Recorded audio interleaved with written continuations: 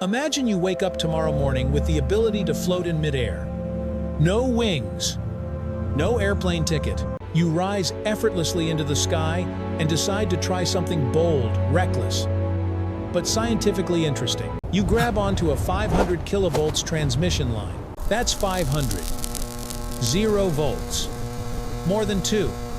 000 times the 220 volt outlet in your home. The number sounds like a final boss level in a video game. So, here's the direct question. Would you instantly turn into charcoal? The surprising answer is no. At least, not immediately. If you hang with both hands gripping the same single wire, your legs suspended in the air, not touching the ground, not brushing against any other conductive object, then in theory, your entire body is at the same electric potential as that wire. You are floating at 500. 000 volts right along with it. It sounds insane, but here's the key idea. Electric current only flows when there is a difference in electric potential. Think of voltage like height. If you're standing on the 50th floor of a building and everything around you is also on the 50th floor, you're not falling anywhere. But if one foot is on the 50th floor and the other is on the ground, now there's a drop.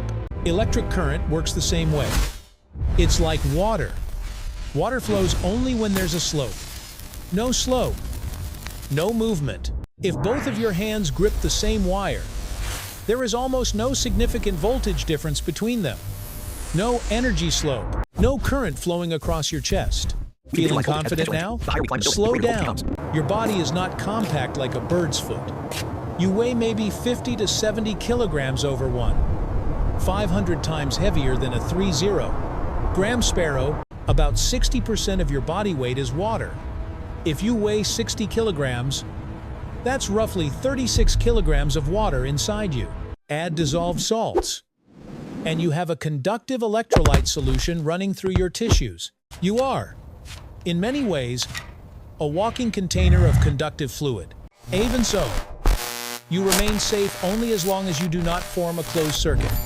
And closed circuit is the critical phrase here. A closed circuit means there is a complete path for electricity to travel from a higher electric potential to a lower one through you. The So potential what difference turns you provided by the from battery drives the safe flow of like a electrons, bird creating an into a electric current human that illuminates lightning the bulb. rod? Just one small mistake. Maybe you're hanging steadily with both hands. Fine so far. But your foot accidentally touches the metal tower. Or your back brushes against another wire at a different voltage. Or worse, your foot drops toward the ground. The moment you connect 2 points at different electric potentials, you become a bridge. Between a high-voltage transmission line and the earth, there is an enormous potential difference. The ground is essentially at 0 volts, what we call reference potential.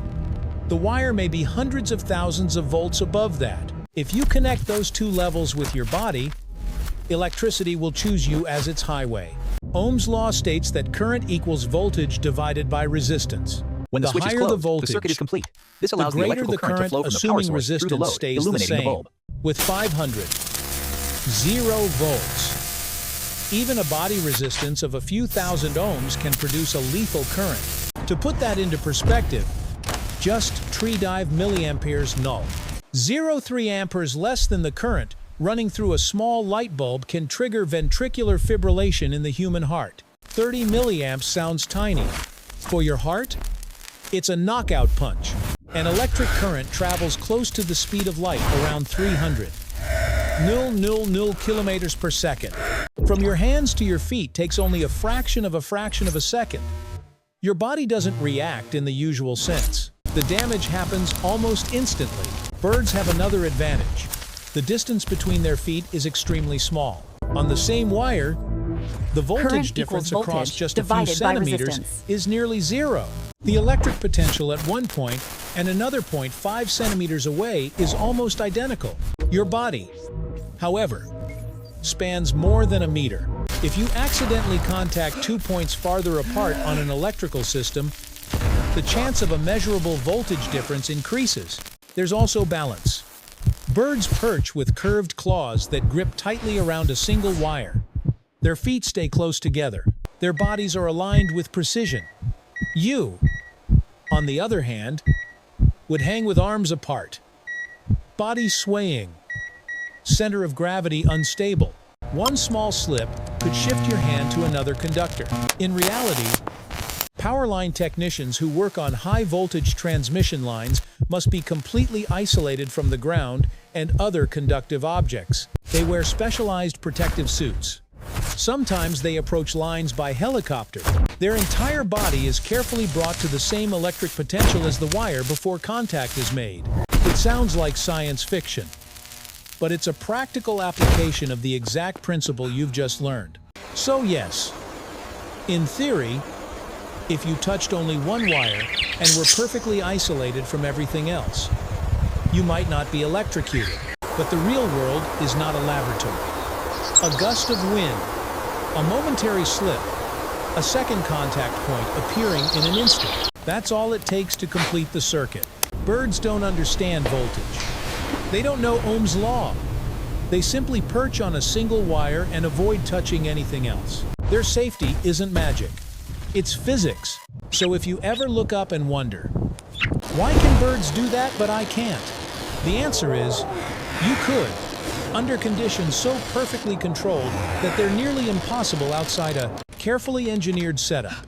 And the cost of a tiny mistake is too high to test. Physics is unforgiving, but it's fair.